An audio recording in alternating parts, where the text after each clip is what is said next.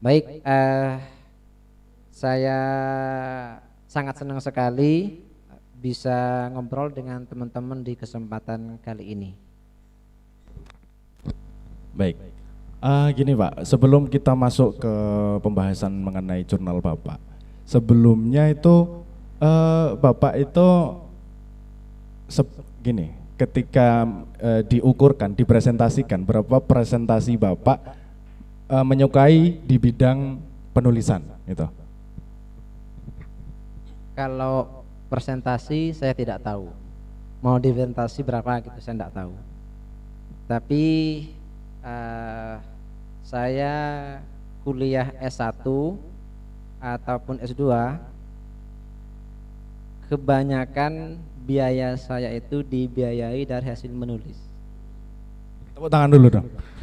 Keren. Gimana itu Pak, kok bisa menghasilkan, maksudnya kok bisa membiayai kuliah dari penulisan gitu? Maksudnya seperti apa? Apakah dari menjual tulisan atau bagaimana, kan mungkin perlu dijelaskan. Ya mungkin bisa dikatakan seperti itu, tapi setidaknya dulu saya memang mempunyai cita-cita. Saya kan orang Madura. Saya mempunyai cita-cita, saya pengen melanjutkan pendidikan, tetapi saya tidak boleh minta ke keluarga. Itu tekad saya dalam diri saya. Akhirnya 2010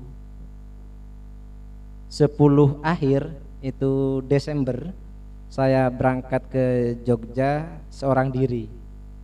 Padahal saya tidak tahu Jogja, saya berangkat, saya hanya punya satu tujuan katanya gitu, dan saya belum pernah menghubungi yang tinggal di tempat yang saya mau tuju itu.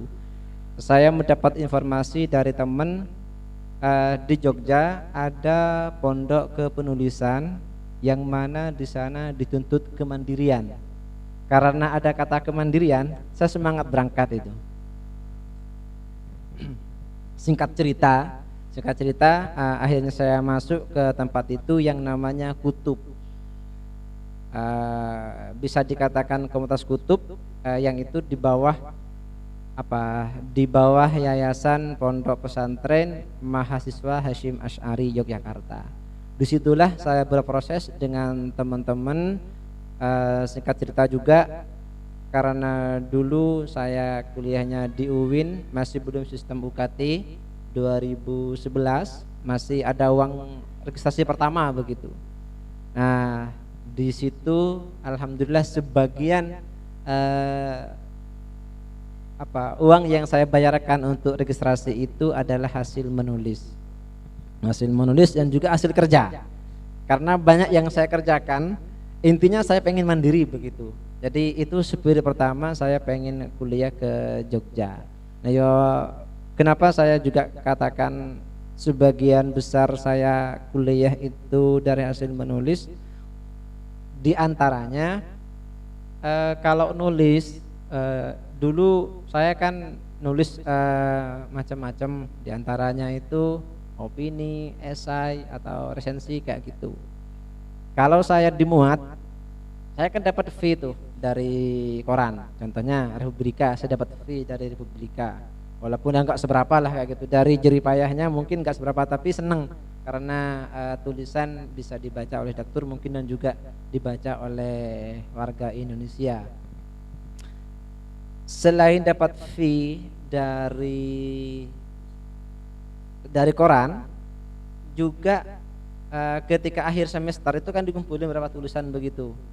Nah, kemudian disetorkan ke fakultas. Nah, di fakultas itu dapat fee lagi. Dari kumpulan itu saya kumpulkan, ternyata fee yang dari fakultas itu melebihi satu semesternya gitu ya, kan per semester toh bayarnya dulu. Fee yang saya dapat, atau reward, bukan fee, karena kan di kampus kan biasanya reward bahasanya. Nah, reward yang saya dapat dari kampus itu melebihi pembayaran SPP saat itu. Saat itu 2011-12 lah kira-kira begitu, SPP itu 600. Nah, reward yang saya dari hasil tulisan yang saya kumpulkan, misalkan kayak di mod di KR kayak gitu, resensi dan lain-lain saya kumpulkan, kemudian melebihi dari pembayaran SPP.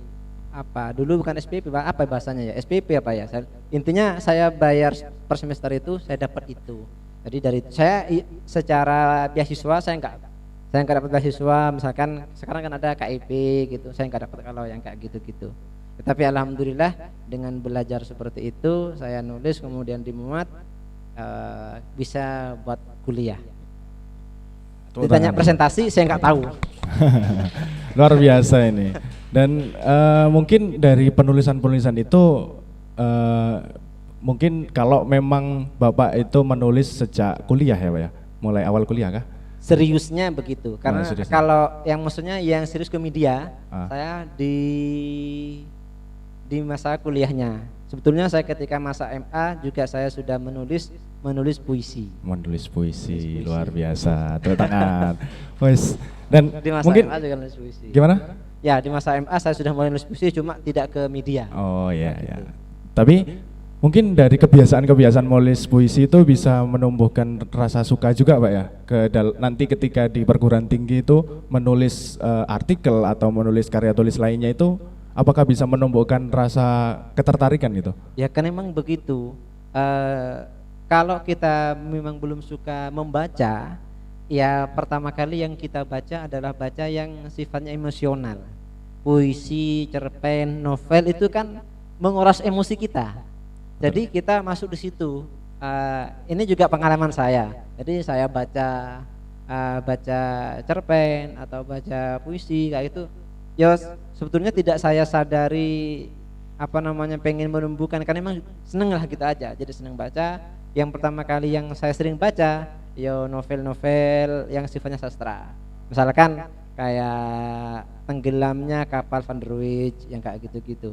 Saya baca dulu di masa saya MA kelas 1 apa ya, saya lupa saya itu. Karena ada buku tergeletak kemudian saya baca, dan saya belum tahu saat itu kalau penulisnya itu siapa? Buya Hamka. Saat itu saya yang penting saya baca, tapi saya sangat terbawa sekali dengan isi cerpen itu. Saya akhirnya di kamar tutup pintu menangis juga. Kayak gitu. Cuman itu mungkin jadi seperti secara tidak langsung mempengaruhi ketertarikan kita dalam membaca dan betul. nantinya bisa juga menulis gitu ya Pak ya? Iya. Oke, luar biasa. Mungkin itu semoga bisa jadi motivasi kita semua untuk tertarik dalam dunia kepenulisan atau minimal untuk membaca dulu lah gitu ya. Nah ini barangkali ada teman-teman yang pengen belajar nulis, misalkan tulisan lepas, bolehlah belajar bareng kayak gitu. Artinya saya juga bersedia istilahnya ya baca bareng nih dari karyanya itu. Misalkan kalau kayak cerpen itu kan esai atau opini itu kan kurang lebih 600 sampai 800 kata kayak gitu kan. Nah itu barangkali teman-teman ada yang pengen belajar tulisan lepas, bolehlah belajar bareng. Kalau email saya banyak itu email media-media, apalagi sekarang online, wah luar biasa itu yang memuat tulisan kita itu kayak gitu. Jadi saya insya Allah siap membantu. Luar biasa ini. Terima kasih Bapak. Itu semoga jadi motivasi kita semua. Selanjutnya ini sebelumnya mohon maaf ya, tadi belum saya bacakan kurikulum vitae-nya mengenai Bapak Makfur. Beliau ini Bapak Makfur M. Ramin. M-nya itu apa Pak? Sudah begitu saja. Oh begitu saja. Oh begitu, jadi Makfur M. Ramin. Dah begitu, M. Ramin. Jadi enggak jangan ditambahin Muhammad ya, kayak begitu. Terus beliau ini kelahiran Sumeneb, Madura ya Pak ya, 19 Januari 1988. Alamatnya di Pendowarjo, Sewon, Bantul, Yogyakarta. Riwayat pendidikan di UIN Sunan Kalijaga ya Pak, betul?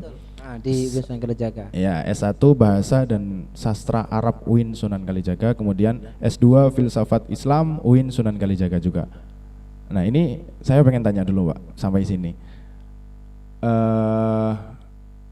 kenapa Bapak yang sebelumnya dari jurusan Bahasa dan Sastra Arab kemudian S2-nya mengambil Filsafat Islam gitu loh? Kalau saya sih sederhananya begini, karena itu secara keilmuan itu satu rumpun. Walaupun secara jurusan linearitas itu tidak linear, tapi bagi saya itu adalah rumpun keilmuan yang tidak bisa terpisahkan. Karena termasuk ketika saya garap skripsi BSA, ketika saya ngambil yang S1-nya itu sastra Arab itu, objek saya itu puisinya Ibnu Arabi, kemudian saya menggunakan teorinya teori filsafat, hermeneutika kayak gitu. Nah, jadi kan satu rumpun. Cuma kalau yang kalau yang saya S1 itu di tagnya puisinya Ibnu Arabi dalam bukunya Diwanu Ibnu Arabi. Kemudian karena saya ngerasa ini satu rumpun dah, saya juga karena seneng dengan filsafat. Dulu juga saya masa MA saya pernah baca buku pengantar filsafat, tak bawa ke bukit. Apa ini Pak? Di Madura. Saya ada dulu tuh kan semacam kayak senang camping kan sama teman-teman.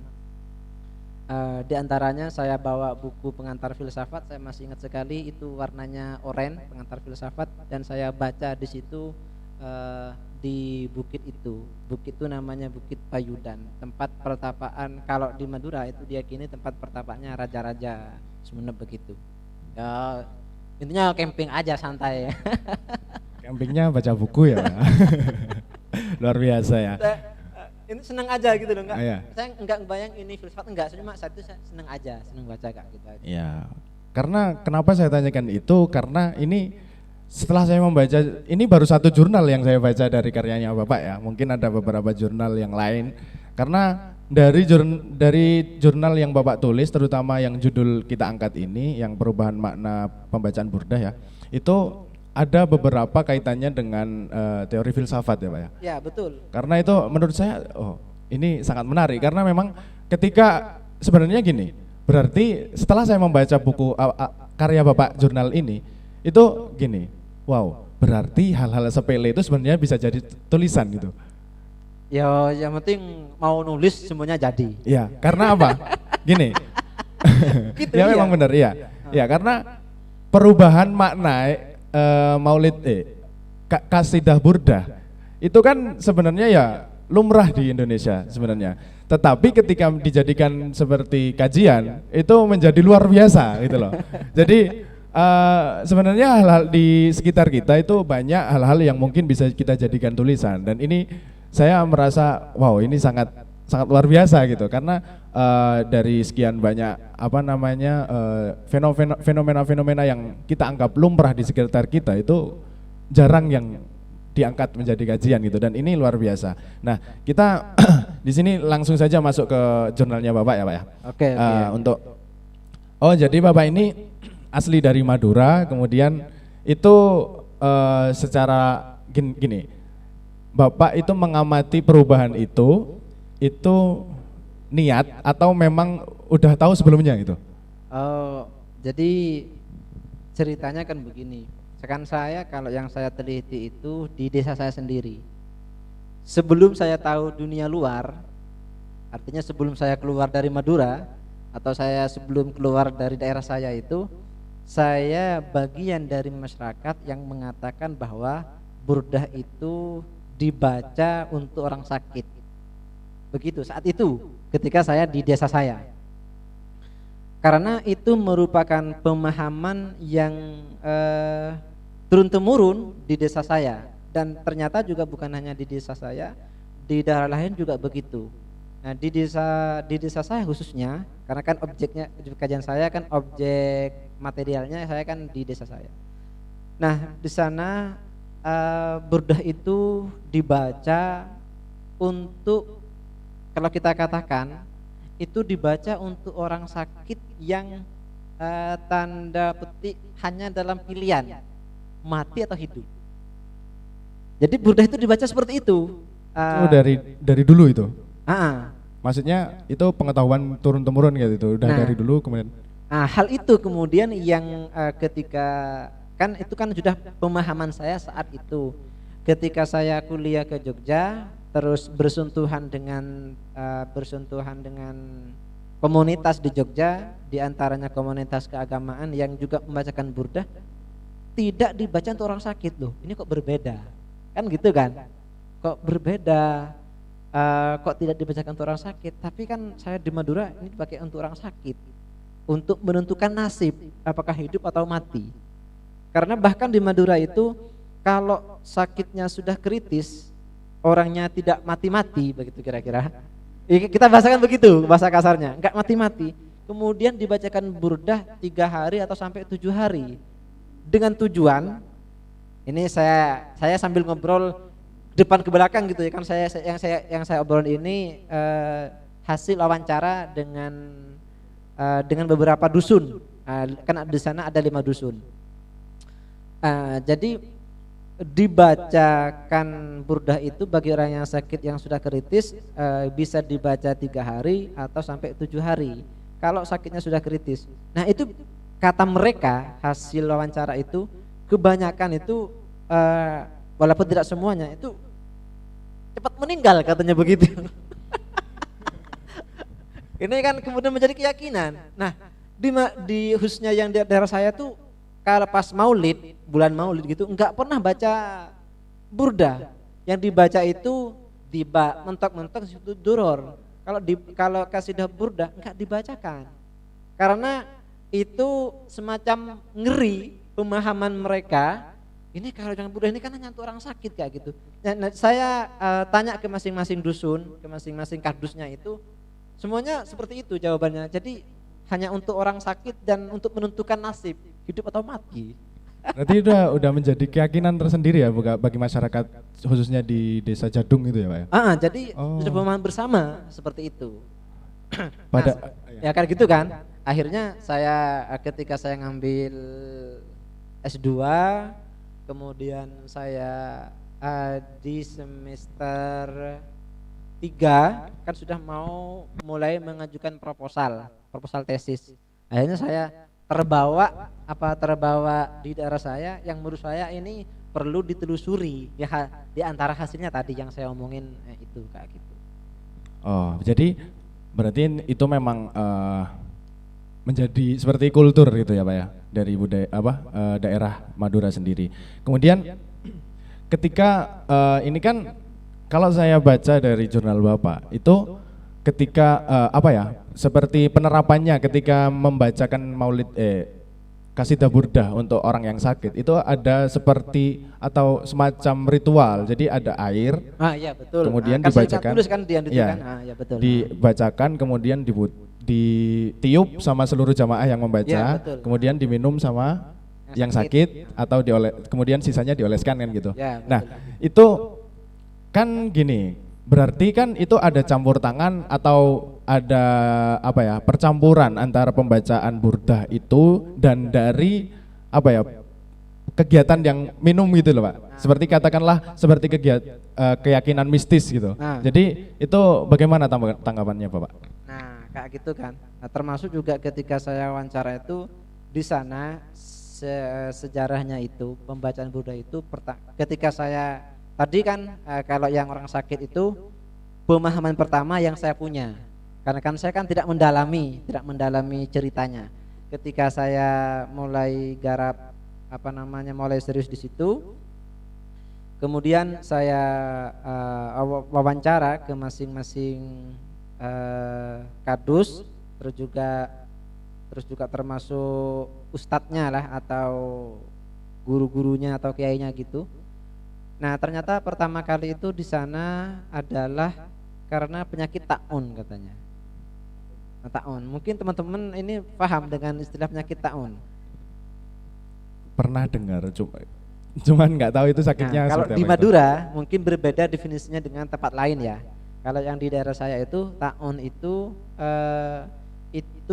penyakit semacam mendengar suara, kalau ditimpal balik kemudian bikin meninggal.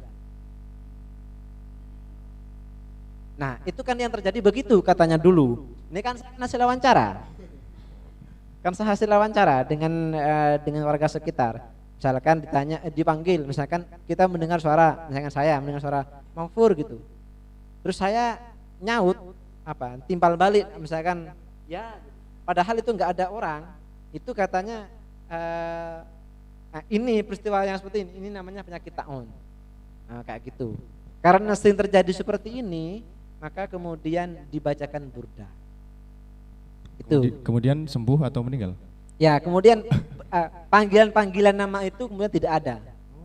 Begitu katanya. Kan saya kan hasil wawancara kan saya kan nggak nututi masa itu. Iya. Nggak nututi masa itu. Kemudian juga ada di antaranya itu benda hilang. Benda hilang. Itu juga dicari menggunakan membaca burdah bersama-sama di rumahnya. Itu juga diyakini oleh mereka itu bisa menemukan lagi barang itu. Walaupun ada pengecualian, misalkan dari 5 ada 4 yang ditemukan, nggak gitu loh. Tapi itu tetap menjadi keyakinan bersama di masyarakat sekitar.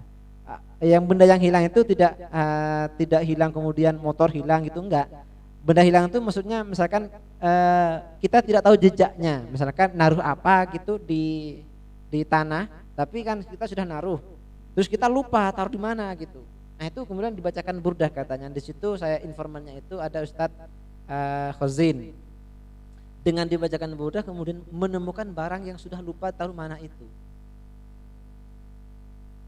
Kemudian setelah itu, gini, berarti pergeseran makna ini bukan hanya dari misalkan dari qasidah burdah yang sebelumnya itu sebagai bentuk rasa cinta kepada Nabi, sebagai mengharapkan syafaat dari Nabi, gesernya itu banyak ya Pak ya? Nah itulah yang saya katakan pergeseran makna dan tujuan. Iya. Yang mana dulu ketika Imam Busiri itu melantunkan qasidah burdah itu memang adalah rasa kerinduan dalam diri beliau untuk kepada Nabi. Maulaya sholli wa sallim daiman abada ala habibika khairil khalqi kullihimi. Kan gitu toh, diantaranya kan begitu. Dan dilanturkan seperti itu karena tujuannya memang rasa cinta kepada Nabi. Maulaya sholli kekasih yang maha agung kayak gitu. Jadi harus kekaguman kepada Kanjeng Nabi. Dan di saat itu pula burdah itu ditulis diantaranya itu karena mengharapkan syafaat Rasulullah, ya kan? Kan juga kan ada baitnya itu. Gimana? Ya, kalau baitnya 160 bait yang mengharapkan syafaatnya Nabi itu gimana burdahnya? Huwal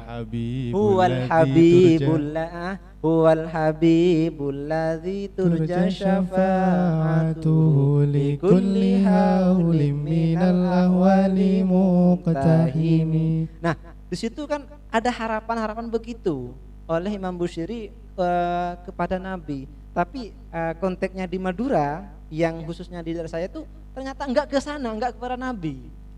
Digunakan untuk menyembuhkan penyakit, mencari benda hilang, atau bahkan menentukan nasib seseorang antara hidup atau mati. Berarti kan di sini besar makna. Kenapa kok terjadi seperti ini? Inilah ilmiahnya. Kok bisa bergeser makna seperti ini? Ilmiahnya di situ. Makanya kemudian saya menggunakan teori hermeneutiknya Gadamer. Nah, di situ kan ada namanya pemahaman masyarakat itu ternyata dibentuk oleh situasi sekitar. Nah, itu tersituasikan. Jadi ada posisi horizon di situ.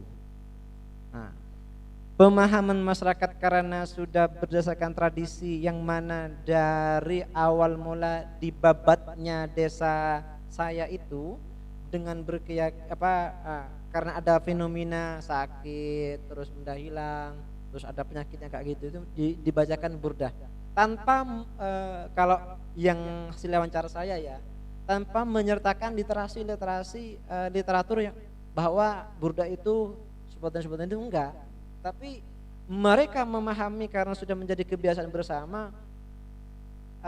Burdah dibaca untuk orang sakit, kemudian meyakini bersama, pemahaman bersama seperti itu, kemudian diyakini bahwa burdah itu adalah untuk orang sakit. Nah, dia kan, nah ini menurut Gadamer adalah pemahaman keagamaannya itu tersituasikan, dipengaruhi oleh lingkungan sekitar, begitu. Jadi fosilnya di situ. Oh ya. Kemudian ini Pak, kan tapi tadi yang Bapak sampaikan hasil dari wawancara itu tidak disertai dengan literatur ilmiah gitu ya. Nah, kemudian di jurnal Bapak juga ada, mungkin itu dari beberapa sumber yang Bapak kutip atau memang Bapak yang mengetahui bahwa sempat terjadi sebuah peristiwa ketika Imam Bushiri itu bermimpi ketemu ya itu sejarah. Apakah itu juga diketahui oleh mereka kemudian dijadikan dasar untuk bahwa Qasidah Burdah ini bisa digunakan untuk menyembuhkan orang sakit atau seperti sekian yang demikian seperti apa yang Bapak sampaikan gitu? Itu bisa jadi orang-orang yang berpendidikan itu tahu itu. Kemudian kiai-kiai, ustadz-ustadznya, atau kalau di sini mungkin kita istilahkan mbah kaumnya, mungkin tahu hal itu, tapi masyarakat secara umum tidak sampai ke sana, kayak gitu. Mungkin itu juga disampaikan, tapi karena sudah kadung terbentuk fosil horizonnya yang memahami bahwa Qasidah Burdah itu dibacakan untuk orang sakit, pesan-pesan sejarahnya terkait Nabi datang kepada Imam Bushiri ketika sakit, menselimuti surban Burdah itu, dinamakan Burdah itu tidak menjadi keyakinan bersama sampai sekarang. Nah, barangkali nanti makna Burdah itu juga akan bergeser lagi ketika sudah betul-betul banyak orang yang memahami bahwa Burdah itu tidak dipakai untuk orang sakit. Mungkin salah satu faedahnya bisa diyakini seperti itu. Tapi dengan banyaknya teman-teman yang berpendidikan, dan juga jangan kemudian dianggap daerah saya kolot gitu, enggak ya. Karena itu yang saya omongin ini adalah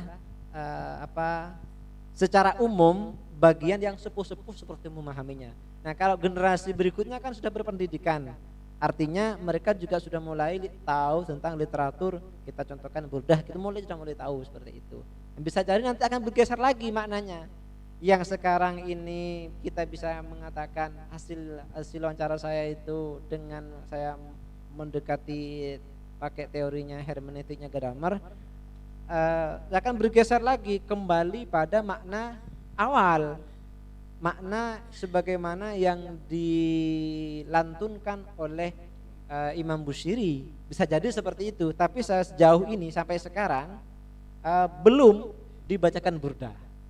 Ketika contohnya Maulid kemarin nggak ada yang baca Burdah, walaupun baca selawatan di bak itu baik di masjid maupun di langgar atau di rumah-rumah warga, itu yang dibaca itu adalah di bak untuk sifat duror gitu.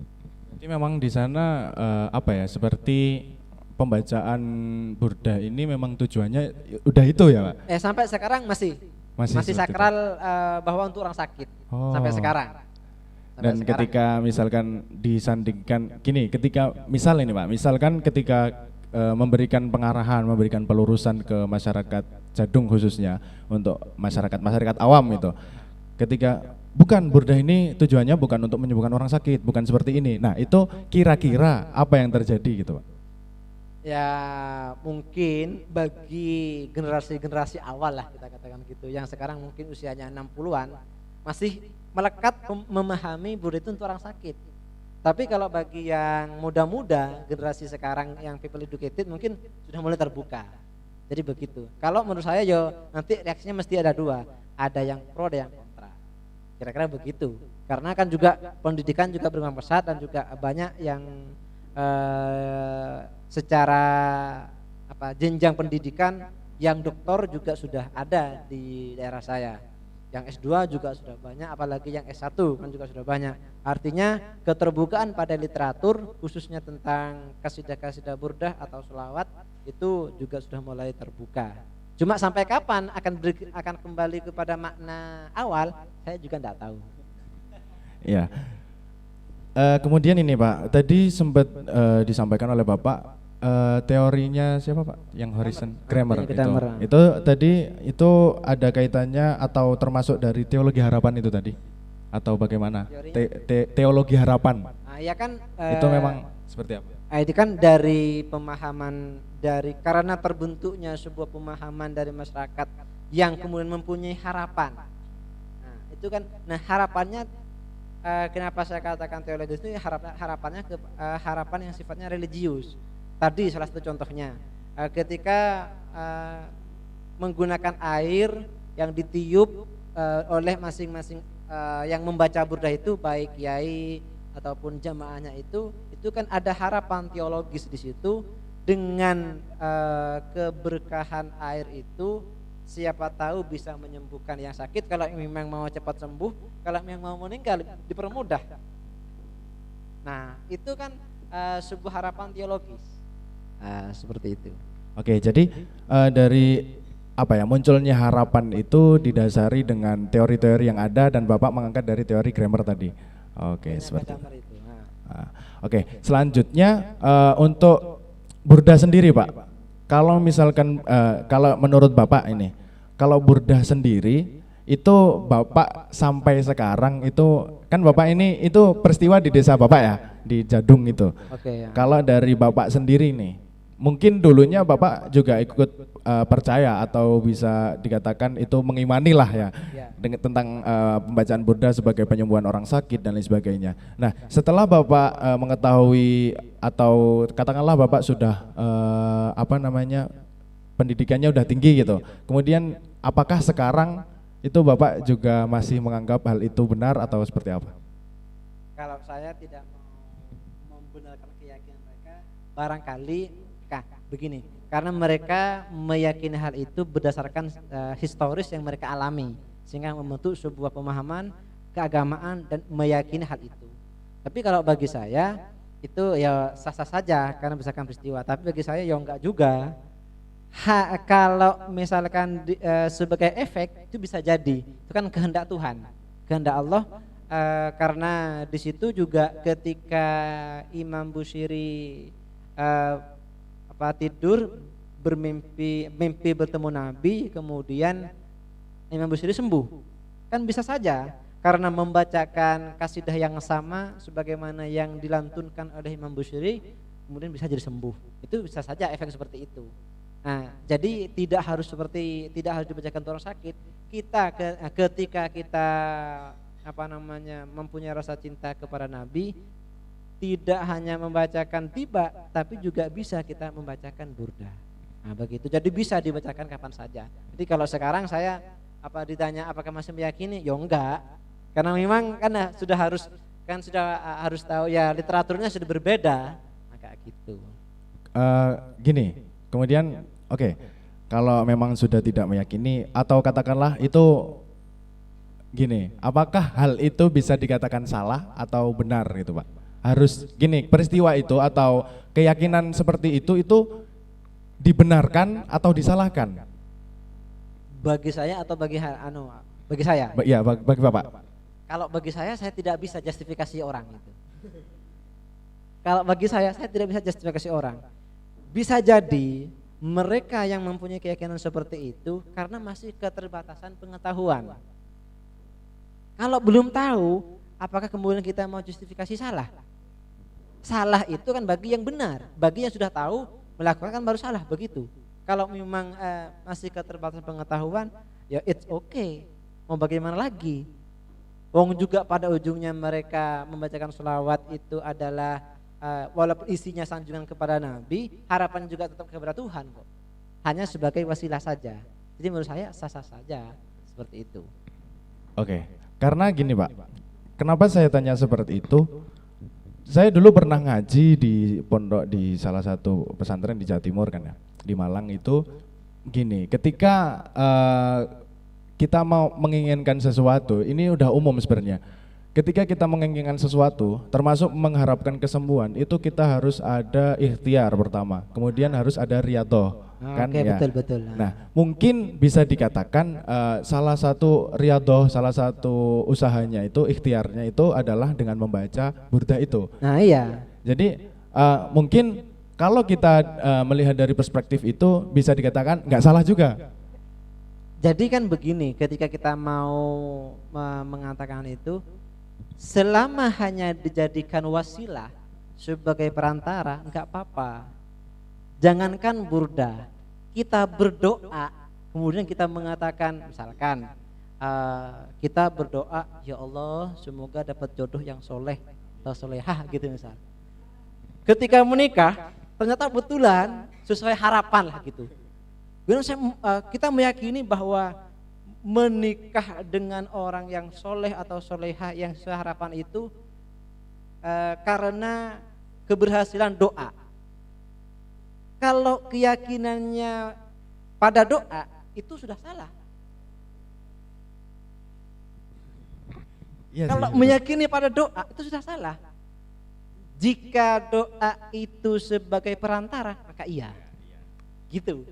Jangankan hanya burda. Kalau kita meyakini, yang kau usah jauh-jauh lah. Kayak kita belajar nih, belajar di kelas. Kita belajar atau juga nggak usah jauh-jauh kelas. Kita sekarang kayak gini nih.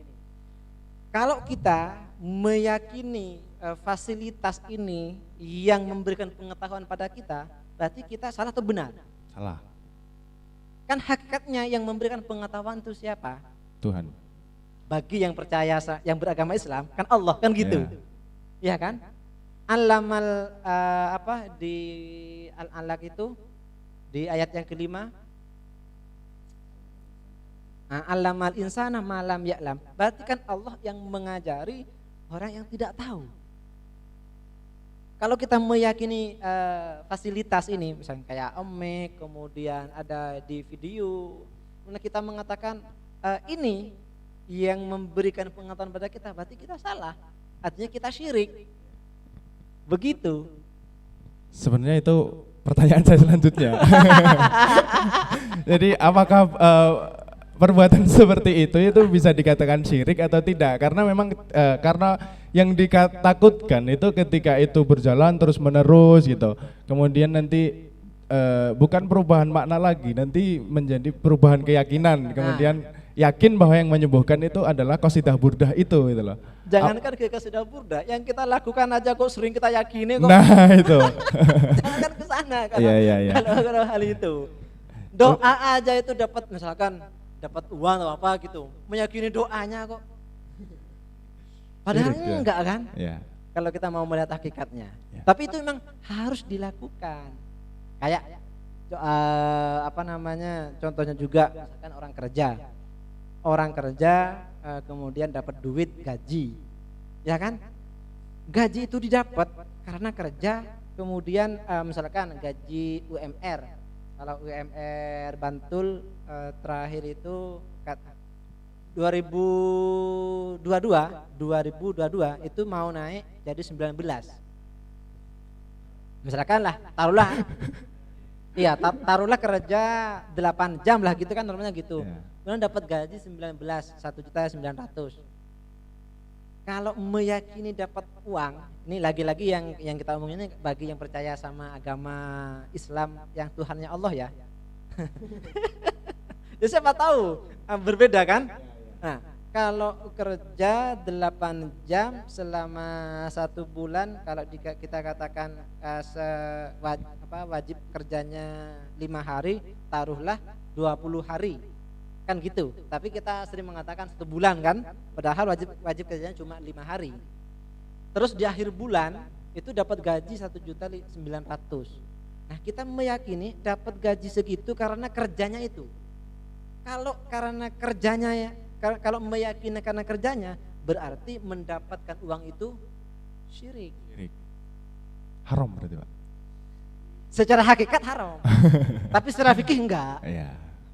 Nah, gitu. Iya, karena ya itu tadi balik lagi ketika misalkan itu dianggap sebagai keyakinan yang menyembuhkan burdah kan ya berarti syirik, Pak ya. Nah, semuanya. Enggak, maksudnya ketika kita sandingkan ke peristiwa yang tadi. Iya, betul. Ya. Kemudian dan menurut kacamata Bapak ini, apa gimana ya?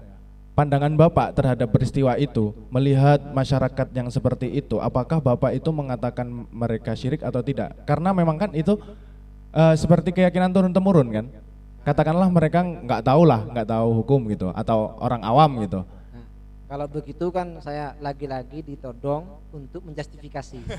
Bukan, saya kan cuma pendapat Iya. Bapak gitu. Nah, iya, ya kan sama saja. Itu kan saya kan harus menjustifikasi orang apakah syirik atau enggak. Kalau saya sampai kepada tataran saya harus menjustifikasi seseorang musyrik atau enggak, saya enggak tahu. Bukan wilayah saya. Karena itu ada pada wilayah keyakinan individu. Wilayah saya hanya memahami secara tradisi. Itu yang bisa saya sampaikan. Tapi kalau keyakinan individu kemudian saya akan menyatakan musyrik atau enggak, saya tidak punya hak. Hanya saja seandainya burdah itu diyakini sebagai penyembuh, berarti kita katakan bersama musyrik. Tapi selama itu hanya sebagai wasilah, maka tidak begitu. Jadi kalau saya pribadi tidak bisa menjustifikasi seseorang. Ya. Baik, mungkin itu ya Pak ya dari beberapa pertanyaan. Oh iya, tambahan. Oh ya, silahkan. Terkait itu, terkait burdah juga, yang baru begini, di Madura itu tidak ada corona. Iya, di Madura itu enggak ada corona, yang ada itu penyakit baru. Penyakit baru. Ya tidak ada corona, yang ada itu penyakit baru. Paham maksudnya? Gimana maksudnya? Hah? Maskernya juga ada, tapi cuma enggak banyak gitu. Ya, maksudnya kalau kita katakan secara umum, yaitu corona. Tapi bagi orang Madura bukan corona, itu penyakit baru. Berarti apapun penyakitnya kalau baru ya penyakit baru gitu Pak? kita apa bedanya penyakit baru dengan corona? Corona kan penyakit baru. Iya. Nah, ini kalau dihadapin sama orang filsafat tuh muter. Enggak, itu fakta loh. Di Iya. Madura, maksudnya di Madura itu ya ada juga yang mengatakan corona ada, tapi juga ada yang mengatakan itu enggak ada corona, yang ada itu penyakit baru. Karena ada penyakit baru, maka kemudian juga dibacakan burdah. Gitu juga Pak? Iya, itu yang sempat bulan apa kemarin itu? Bulan Agustus ya, yang sempat meninggal di mana-mana itu loh. Agustus ya. Nah, yang banyak meninggal di mana-mana, baik Bantul atau di mana-mana termasuk Madura itu kan juga banyak yang meninggal. Artinya kita katakan se-Indonesia lah gitu, banyak yang meninggal.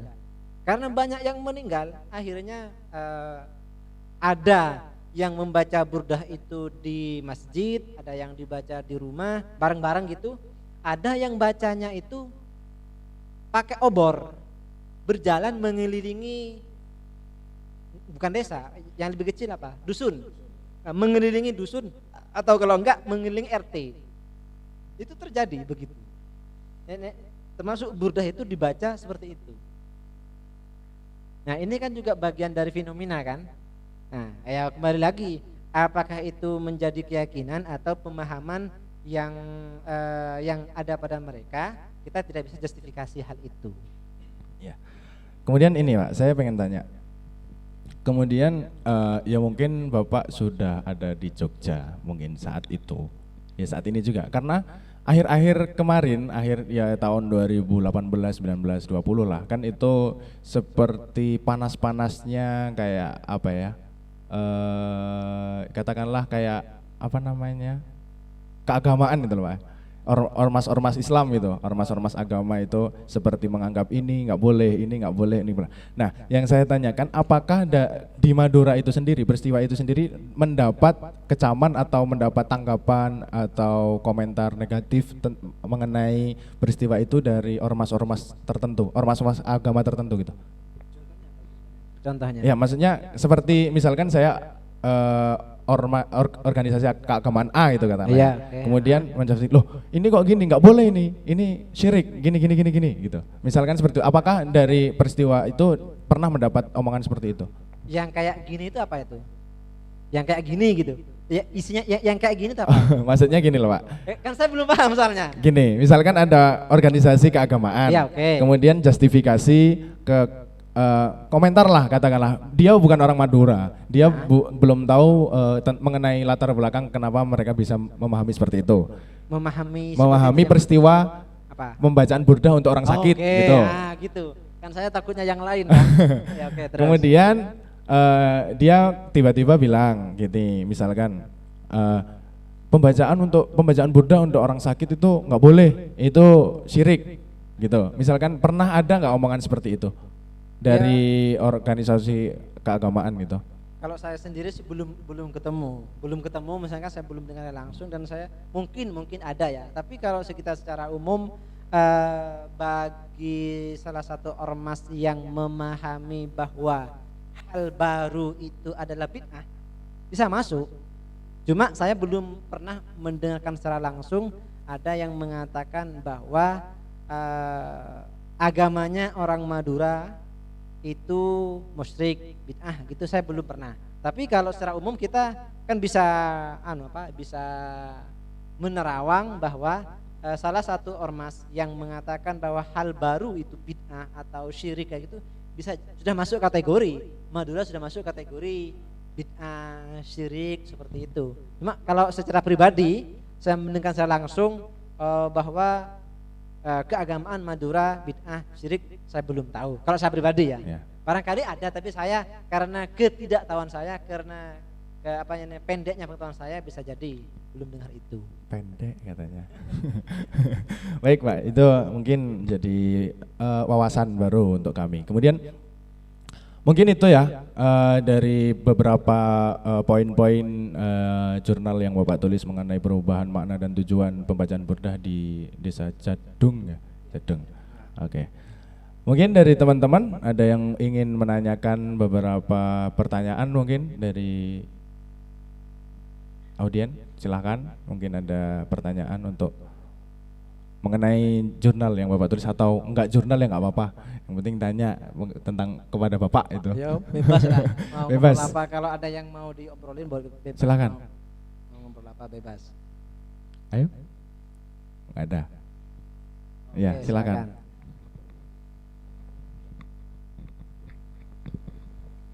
Assalamualaikum warahmatullahi wabarakatuh. Waalaikumsalam warahmatullahi wabarakatuh. Perkenalkan ya Bapak, saya Arina Irsyada dari kelas 3 PAI A, Prodi PAI. Dari penjelasan Bapak tadi bisa ditarik kesimpulan nih, kita bisa mengambil topik tulisan dari mana saja ya Bapak. Boleh. Jadi terus lalu mungkin banyak banget ya fenomena yang hampir mirip dengan kejadian di desa Bapak tadi, di sekitar kita. Sekiranya bisa nih dibuat sebuah tulisan ilmiah. Lalu dari Bapak apa saja saran buat yang diberikan kepada kita, para calon penulis selanjutnya, insyaallah. Jika mengambil atau mungkin melanjutkan topik yang penelitian yang sama seperti Bapak, atau gimana sarannya buat kita? Baik, terima kasih. Sebelum saya respon, saya minum dulu kopinya. Dari tadi kan hostnya kan tidak mempersilakan. Oh, maaf Pak. Monggo dipun rehapi Pak sak wontene. Mungkin pasti kan ngobrol ya.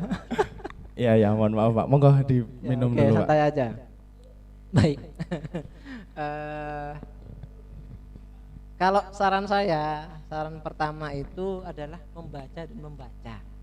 Itu yang paling penting. Jadi membaca dan membaca, kemudian dari sebab membaca itu, kalau sekarang kan membaca itu tidak harus bentuknya buku. Bisa saja itu sekarang memang yang digital kan, itu kan gak apa-apa. Yang penting banyak membaca atau mendengarkan. Karena sekarang kan juga sudah banyak video-video, termasuk yang sekarang ini. Ini kan bentuknya kan video, bukan dibaca kan. Artinya yang kita lakukan sekarang ini kan bentuknya video, dan itu bisa didengarkan dan bisa dilihat. Nah, intinya ke sana, kemudian kita dengan banyak membaca itu atau banyak mendengarkan kajian-kajian, akhirnya kita bisa menemukan suatu problem. Nah, itu namanya pemahaman yang sanksi. Kok kayak gini? Kalau teorinya Socrates kan Salah satunya Sokrates itu pertamanya kita memang harus merasa tidak tahu. Karena memang pada hakikatnya kita tidak tahu. Itu pertama. Kemudian yang kedua ini metode pengetahuan Sokrates ya. Nah, kalau yang kedua itu ya kita harus kalau ada yang misalkan sudah ada 1, 2 yang kita misalkan udah adik-adik kita yang masih baru ngomong, wah kamu pinter. Padahal yang bisa diomongin misalkan hanya bisa manggil kakak, adik dengan suara terbata.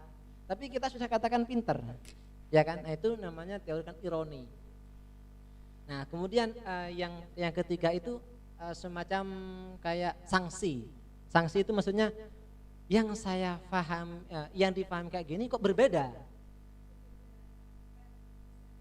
Ya contohnya gini, contohnya coba saya tanya sama Mas Wildan ya. Nih, Mas Wildan, cinta sejati itu apa definisinya? Definisi cinta sejati. Definisi cinta sejati. Cinta sejati itu menurut saya. Oh kan? ya. Menurut saya cinta sejati itu adalah cinta yang apapun keadaan dari yang kita cinta itu kita tetap cinta sampai kapanpun, dimanapun, apapun yang terjadi. Wah luar biasa. Seandainya definisi cinta ini dimiliki oleh setiap kita atau setiap orang, maka tidak akan ada yang stres. Iya kan? Karena di antara definisinya tadi mengatakan bahwa dengan pasangan atau lawan jenis itu apapun yang terjadi adalah kebahagiaan. Iya kan? Misalkan Mas Wildan punya pacar namanya Dewi. Contoh kan? Contoh. Terus pacarnya sama Dewi sama-sama bahagia kan? Karena bagaimanapun sampai kapan bahagia. Artinya kebahagiaan di situ poin utamanya. Ternyata dalam perjalanannya si Dewi ini mengkhianati Wildan. Kemudian si Dewi pacaran dengan laki-laki lain. Seharusnya yang terjadi pada Wildan adalah nggak boleh stres, bahagia, kan cinta sejati. Kan cinta sejati, seharusnya bahagia begitu. Betul. Seharusnya bahagia. Nah, kalau terjadi kemudian si Wildan ini stres, nah ini kan sanksi berarti. Berarti bukan cinta sejati. Nah, berarti katanya cinta sejati itu bahagia bagaimanapun kondisinya. Ketika pacaran sama orang lain kok enggak bahagia. Nah, ini salah satu teori sanksi. Artinya kayak gitu. Kok enggak, artinya enggak konsisten lah gitu. Inkonsisten kan? Seharusnya kalau mengikuti definisi cinta sejati, seharusnya bahagia, enggak stres. Ketika pacaran sama orang lain, pasangannya mengkhianati, pacaran sama orang lain, ikut bahagia. Kenapa? Karena pacarnya itu bahagia dengan orang lain, maka harus ikut bahagia. Kan gitu. Kalau enggak bahagia berarti inkonsisten dengan definisi cinta sejati. Makanya kalau semua orang memiliki definisi yang katanya saudara Wildan, enggak ada yang stres.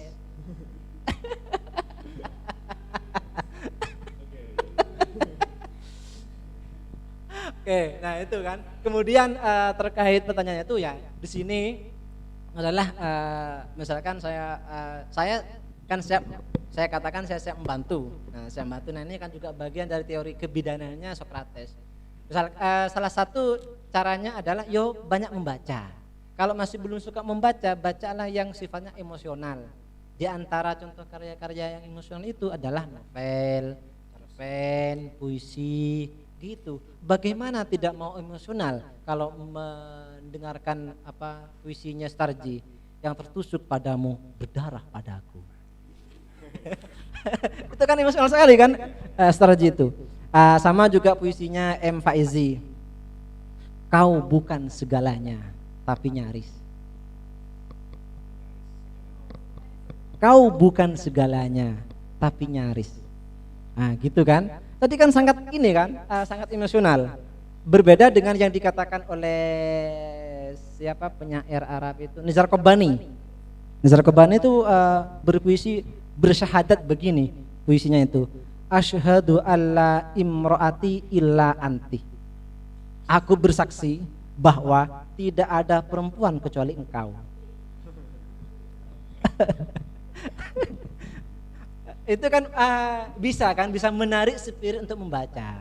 Kalau sudah sampai senang membaca, nanti bisa ditingkatkan pada bacaan-bacaan yang lebih serius. Jadi gitu. Nah, dengan banyak membaca, ketika ada fenomena baru, maka kan terjadi di situ yang namanya inkonsisten. Salah satunya ya. Kalau menurut teori yang saya baca, seharusnya saudara Wildan itu tidak stres. Karena cinta sejati menurut Wildan itu adalah sama-sama bahagia bagaimanapun keadaannya. Ternyata faktanya Wildan ketika ditinggal pacarnya dan pacarnya bahagia dengan orang lain, Wildan stres. Ini enggak sesuai dengan teori ini. Nah, gitu maksudnya. Gitu ya. Oke, berarti membaca dulu ya Pak ya? Ya intinya Tahap banyak pertama membaca, dulu. banyak mendengar, ya secara umum kita katakan belajar. Belajar, oke. Ada pertanyaan lagi?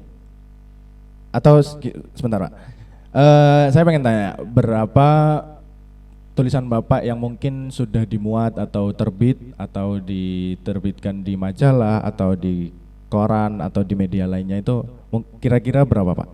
Udah berapa? Tahu ya, saya nggak ngitung. Udah banyak berarti? Ya, nggak lumayan. terhitung? Tepuk tangan dulu. Udah lumayan. Oke. Kalau saya nggak ngitung, intinya saya di antara kuliah saya dibayari oleh nulis itu. Oh, luar biasa. Saya pernah dapat beasiswa 100 santri menulis. 100 santri menulis se-Indonesia. Itu beasiswa dari Kemenak dulu tahun 2012. Saya termasuk katanya santri, termasuk satu santri yang menulis di situ. Padahal kan banyak santri lain yang juga menulis kan. Nah, kayak gitu. Banyak yang santri yang menulis, cuma saya kebetulan saja saya kebagian di situ. Iya.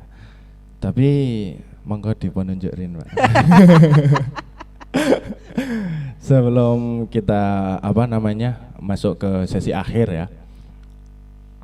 Ada satu hal yang mungkin saya pengen bertanya Pak. Karena gini, sebenarnya mungkin ada yang sama seperti saya, perasaan ketika pengen menulis. Jangankan menulis, ya menulis ding. Seperti mengerjakan makalah gitu katakanlah. Karena keterbatasan kita dalam hal pemahaman katakanlah. Misalkan buat makalah yang umum seperti fikih lah misalkan, makalah fikih gitu. Kemudian ketika kita tidak paham atau keterbatasan materi yang akan kita bahas, itu yang membuat kita harus copy paste, gitu loh Pak. Ah, ya, betul. Itu yang harus membuat kita copy paste karena memang keterbatasan pengetahuan kita. Aduh, nggak tahu lah, mending copy paste saja selesai gitu. Nah, itu bagaimana sih biar kita oke lah, mungkin awalnya kita memang harus banyak membaca. Tetapi ketika kita dihadapkan di tugas-tugas perkuliahan, katakanlah kita sudah membaca sebelumnya, tapi kita kan nggak membaca seluruh materi yang diajarkan gitu loh Pak. Paham nggak maksud saya? Ya, paham. Oke. Nah itu gimana? Berarti kan kalau kita kontekan pada diri kita bisa dikatakan akademisi, ya kan? Akademisi, people educated, intelektual. Tapi kerjaannya hanya copy paste. Kalau begitu berarti sesuai sejalan dengan apa yang dikatakan oleh Dizawawi Imron. Dizawawi Imron itu pernah penyair celurit emas dari Madura pernah mengatakan begini, lebih baik dubur ayam yang mengeluarkan telur daripada mulut intelektual hanya menjanjikan telur. Ya kan? Lebih baik dubur ayam yang mengeluarkan telur daripada mulut intelektual hanya menjanjikan telur. Ya, bagaimana akan dikatakan intelektual kerjaannya hanya copy paste? Kenapa terjadi copy paste? Karena tidak membaca. Itu sebetulnya. Misalkan mau nulis makalah, kita taruhlah 15 halaman. Coba tanya, sebelum menulis makalah 15 halaman itu berapa lembar yang dibaca? Jangan-jangan enggak baca, tiba-tiba langsung mau garap. Akhirnya yang terjadi adalah copy paste. Nah, copy paste terjadi itu bukan karena tidak tahu, tapi karena malas. Jadi jangan dibungkus. Sebetulnya malas.